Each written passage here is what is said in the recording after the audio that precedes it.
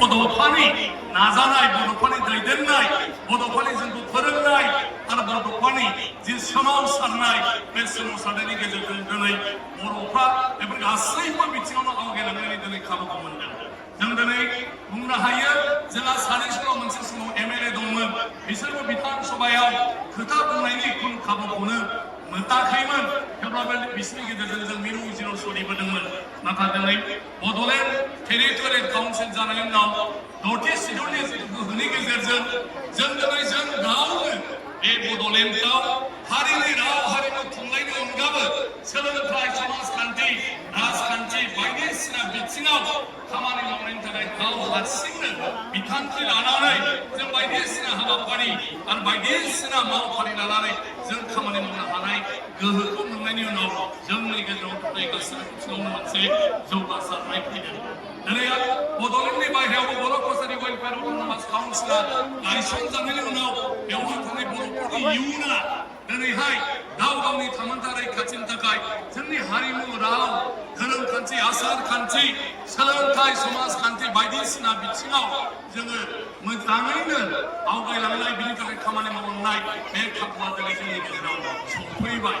बिनि बादैबो बुहुमनि बर'फ्रा दिनै खौसे जानायनि उनाव बुहुमनि गुबुन गुबुन जायगायावबो बर'फ्रा दिनै लासै लासै मान मर्यादा दिनै मोनगासिनो दं नेपालावनो जा बांलादेशआवनो जा एबा जोंनि गुबुन गुबुन भारतनि रायजोफ्रावनो जा दिनै बयनिफ्रायबो जोङो मोनसे सिकिउरिटि मोनदों दिनै मोनसे अननाय मोनदों जों दिनै मोनसे मर्यादा मोनदों जों दिनै मोनसे गनायथि मोनदों बे जोबोद गिदिर बाथ्रा आरो आं सानो फैबाय थानाय समाव साफ्रोम बर'आनो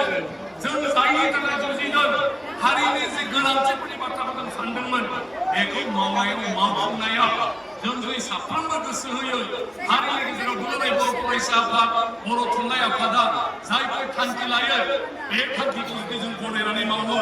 अब्ला आं सानो जोंनि गेजेराव जों मोनफ्रोमबो बिथिङाव जाफुंसार जानो हायैनि खुनु बाथ्रा गैया मावब्लासो बिनि गेजेरजों जोंनि गोदोनि दैदेनगिरिफोरनि जिथु लुबैनाय हास्थायनाय सिमा बे सानाव महर दिनै भारतनि बायदिसिना स्किम प्रग्राम जोंनि आसामनि बायदिसिना स्किम प्रग्राम बे प्रग्रामफोरखौ बड'लेण्डनि गेजेराव जोंहा रांखान्थियारि थोंजों